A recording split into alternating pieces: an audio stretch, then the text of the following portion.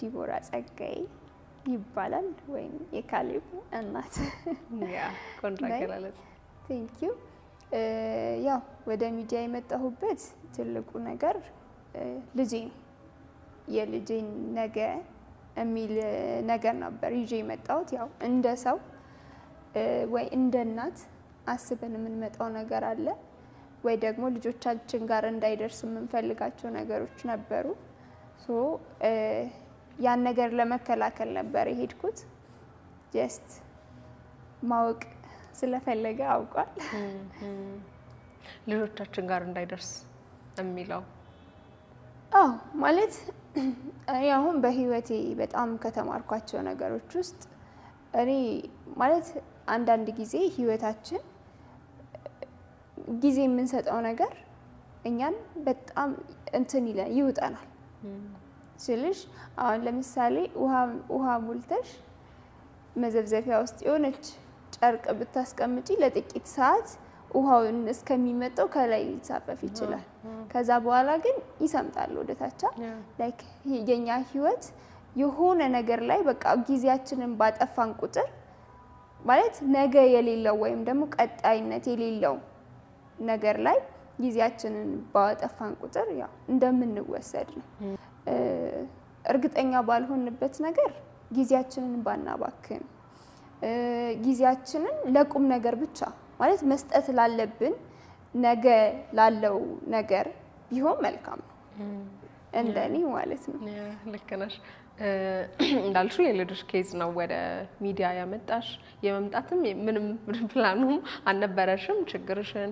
ፈተናሽን እምቅ አድርገሽ በብዙ ነገሮች ውስጥ ለብቻሽ አልፈሽ መተሽ ነበረ እንግዲህ ተገለጣለውና ፈጣሪ ነገሮች ለበጎም ሊሆኑ ይችላሉ ለበጎም ሆነው ነትሽም ወጣ ወደ ሚዲያ መጣሽና ምናልባት ምንድነው የልጇ ጉዳይ ልጇ ምን ሆነ ካሉ ትንሽዬ እናስታውሳቸው ከልጅሽ አባት ጋር ምን ተፈጥሮ ወደ ሚዲያ መጣችሁ ምን ነበረ ኬዙ የምትለው በተነጠየ አስታውሽ ማለት መጀመሪያ እሱ ነበር የመጣው ለይቅርታና ልጆች አሉኝ ስለዚህ 3 ሴቶች ልጆች አሉ ብለውኛል ስለዚህ ልጆቼ በዲኤንኤ ይመርመሩልኝ የሚል ነገር ነበር እና ያው ከብዙ ሴቶች ጋር ብዙ ግንኙነት እንደነበረው አውርቷል ከሴቶች ጋር ብዙ ግንኙነት አለው ግን ልጆቹን በአካል አላያቸውም አላገኛቸውም እኔ አሳይቼዋለሁ ኦኬ እና ያው እንዴት ነው እኔ አሁን የተጠየቅኩት ሁለት ነገር ነው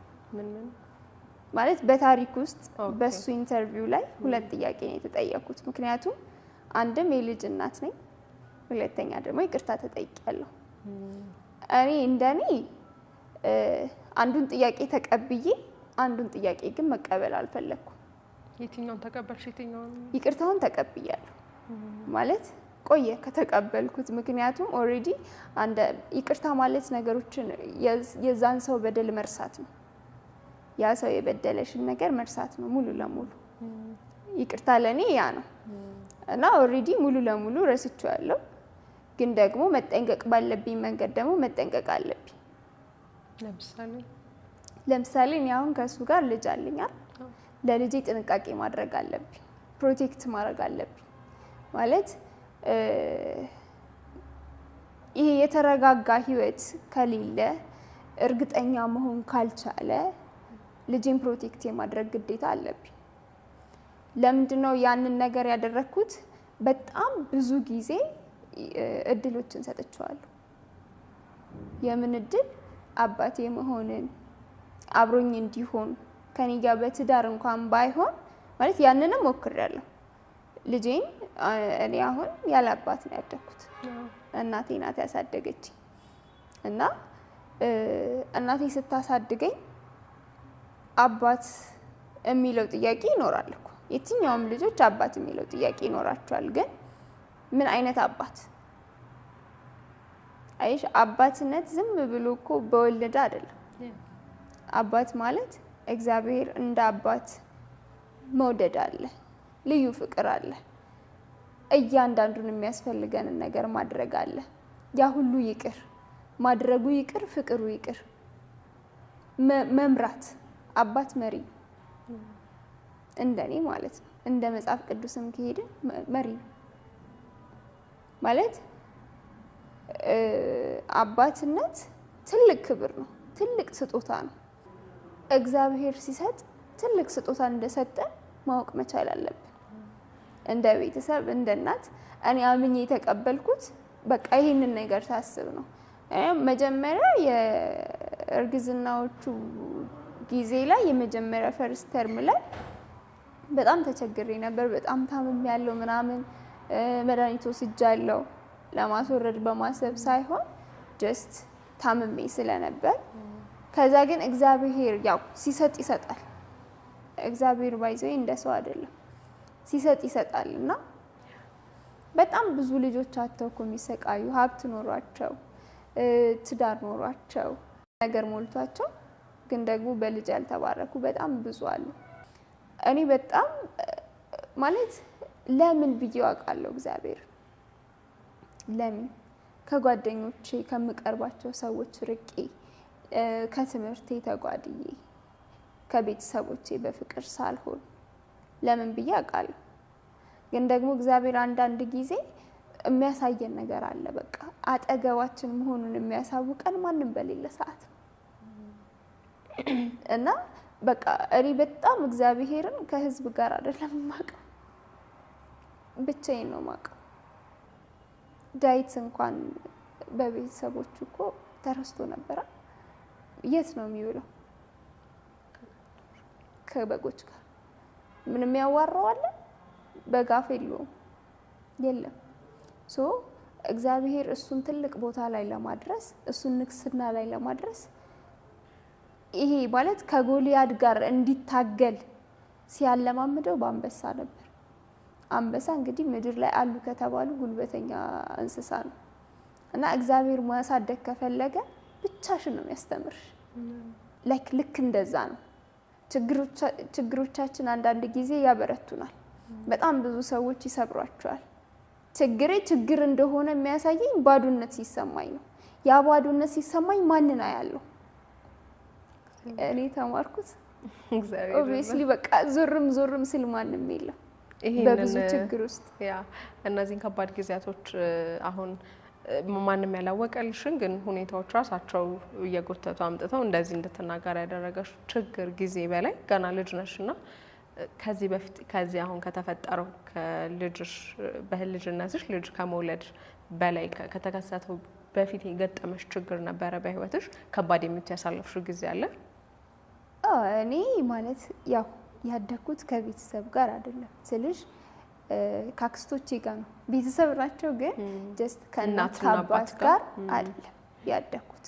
ለኔ ትልቁ ማለት የትልቅ ችግር የሚጀምረው አንደኛ ቤተሰብ ልጆች ከቤተሰቦቻቸው ከእናት ወይ ከአባት ጋር ሞር እንትን እንደ ጓደኛ ሆኖ እኔ የምመኘው ነገር ማለት አሁን ነገ ልጄ እንደ ጓደኛው ነው መሆን የምፈልገው። ምክንያቱም አውቀዋለሁ አሁን ላይ ያለውን ነገር አውቃለሁ። ቤተሰብ ከልጆቻቸው ጋር ሲራራቁ ምን ሊፈጠር ይችላል? በተለይ በቃ እንዴት ነው የሚረዳቸው ቤተሰብ ያስፈልጋቸዋል ልጆችና እኛ ያደግነው እኔም አንድ ላይ ነው እንትን ያለው ያደግነው አክስቶቻችን ጋር ነው። እና አክስቶቻችን ጋር ሲባል አንድ አክስት ጋር አይደለም ብዙ አክስቶች ጋር ነው። እና በጣም ብዙ የምታየው ነገር አለ። አክስት የተለያዩ አክስቶች ይለያያሉና እነሱ ጋር ሊኖር ነው። ሶ ያ በራሱ ተጽዕኖ ነው። እና ያው በመሀል የሚያጋጥምሽ ነገር ይኖራል። እንዲህ ብለሽ ማለት ስለቤተሰባችሁ ይገባኛል። ብቻ የሚያጋጥሙሽ ነገሮች ይኖራሉ። እነዛም ነገሮች ደግሞ ማለት አሉ በጣም ብዙ ችግሮች አሉ። አንዳንዴ ያበስላል ብዬ ነው ልጅን ችግር ፈተና አሁን ለዚህኛው አሁን ለመጣብሽ ፈተና በዛ ውስጥ ተሰርተሽ የመጣሽ ከነበረ ይሄኛው ደግሞ ሞር የበለጠ ያታግልሻል እንጂ ይሄ በጣም በተንደላቀቀ ነገር ውስጥ አልጋ ባልጋ መተሽ እንደዚህ አይነት ነገር ሲገጥምሽ በቃ ግራ ነው ግብት የሚልሽና ያንን ለማወቅ ለማንሳት ያህል ብዬ ነው።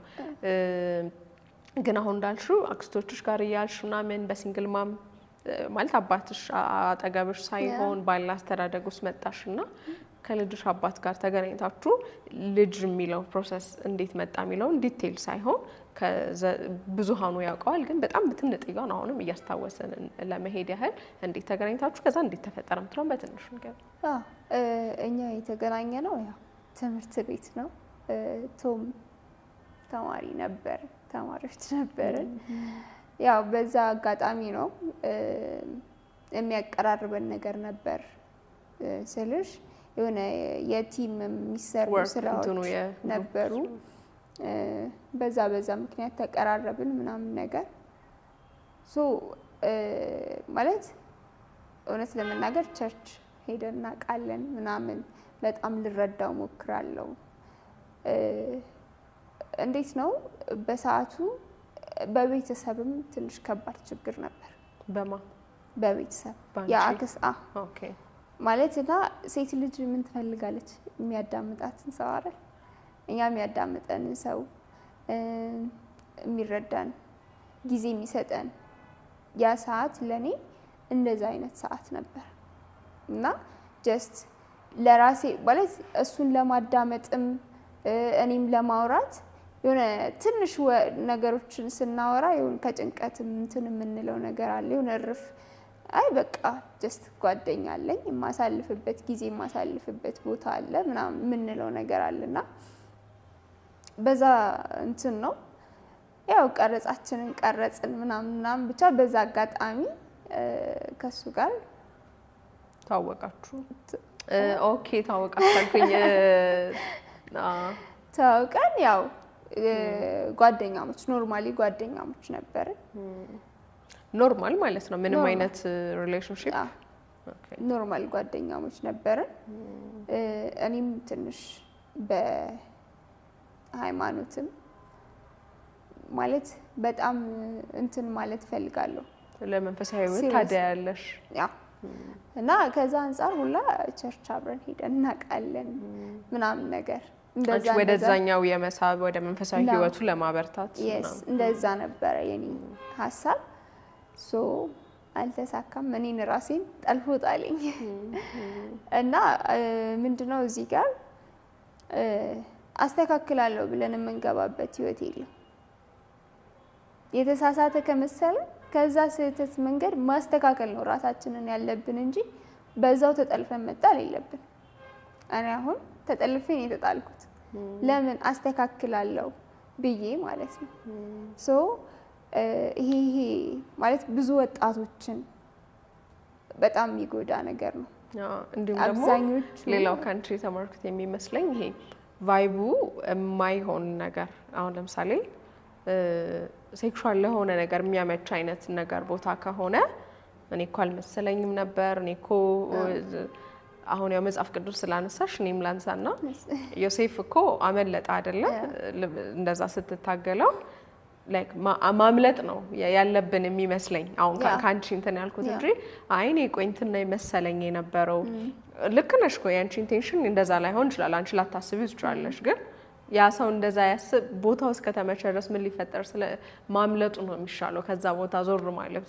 እኔ እንግዲህ የተረዳሁት ያንን ነውና አንቺም ከተማርሽበት እኔ ካልኩት ጋር እንደዛ የተረዳሹ ነገር ካለ በይበት። ያ ማለት በመጀመሪያ አካሄዳችን በጣም ማወቅ አለብን። ማለት የማይሆን ነገር ከሆነ ጊዜ መስጠት አያስፈልግም።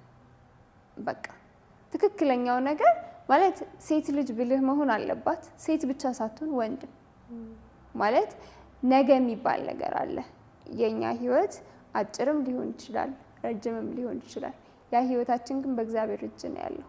ስለዚህ ትዳርም ሊሆን ይችላል፣ ጓደኝነትም ሊሆን ይችላል። ከጓደኝነት ነው ትዳር የሚመጣው አይደል? ከእግዚአብሔር ካልሆነ ሁሉም ነገር መጥፎ ነው። ያን ደግሞ የምናውቀው ከእግዚአብሔር ጋር ሊያቀርበን ይገባል። አንድ ሪሌሽንሺፕ ወደ እግዚአብሔር ሊያቀርበን ይገባል። ምክንያቱም ትዳርም ቢሆን እግዚአብሔር ከሌለበት ፈራሽ ነው። ላይክ ትዳር ማለት ማዕዘን ከእግዚአብሔር ጋር ሲሆን ነው ማዕዘኑ ልክ የሚመጣው ማለት ነው። ሁለት እንጨት ቆሞ ማዕዘን ሊሆን አይችልም። ሶስት እንጨት ሲሆንስ ሶስት ማዕዘን ቢያንስ ይሰራል። ስለዚህ የሆነ ጎጆ እንኳን ሰራሽ ማለት ነው ለኔ ማለት ነው። ስለዚህ እግዚአብሔር የሌለበት